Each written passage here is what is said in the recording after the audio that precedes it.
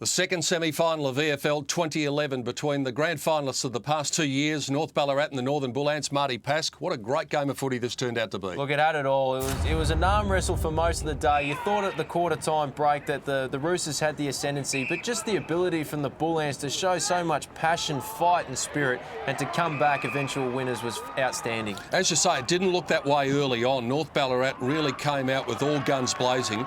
They kicked 6 goals to 1 in the first quarter, and just at that stage, early on in the day, and it was an early call, but it was difficult to see how the Northern Bullants were going to counter their enthusiasm. Well, true. The Roosters just came out and they just ran, carried, broke the lines, and they almost made the Bullants look second-rate. They looked slow, they looked sloppy, and they really didn't penetrate and have any real fluency about their forward movement whatsoever, and the Roosters played on top of them early.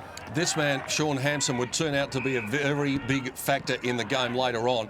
In the second quarter, Marty, it was 2 goals to 1 in favour of the Bullants. Billy Driscoll certainly proving a real target up forward in the first term.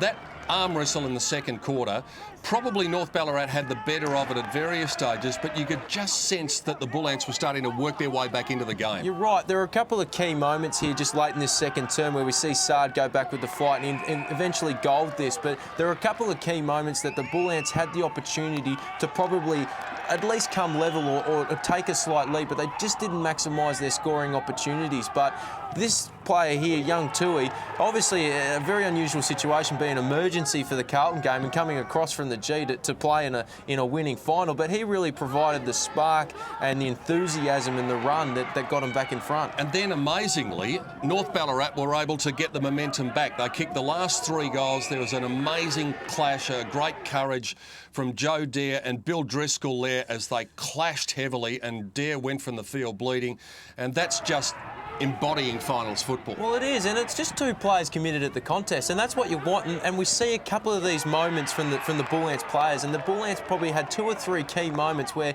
they had the choice to go and they went and they hurt the opposition. And look, they were fantastic, and in the end they played with a lot more spirit and passion. Pulsating final quarter. Driscoll got this goal at the 8-minute mark, and just at that stage North Ballarat looked comfortable. They were 14 points up, but that was not paying due attention to what the Bullants were able to come up with. Inspirational act from Lambert there, going back with the flight. Hampson didn't know it was going to be a goal, but there were just so many acts of heroism in the last quarter. Well, that was one of the moments that we talk about. Lambert going back with the flight and then hitting Hampson as well, and Hampson was the difference. If the rain had to come in the conditions, he held firm, he took his marks and finished with 6, and look, it was the end of an era for the Roosters. Yeah, the reigning champions bow out, but the Northern Bullants set up a date with Port Melbourne. A magnificent win, 14-12-96 to 12-6-78. The final margin, 18 points. And if you thought there was a bit of passion displayed out on the field today, just take a look at the song.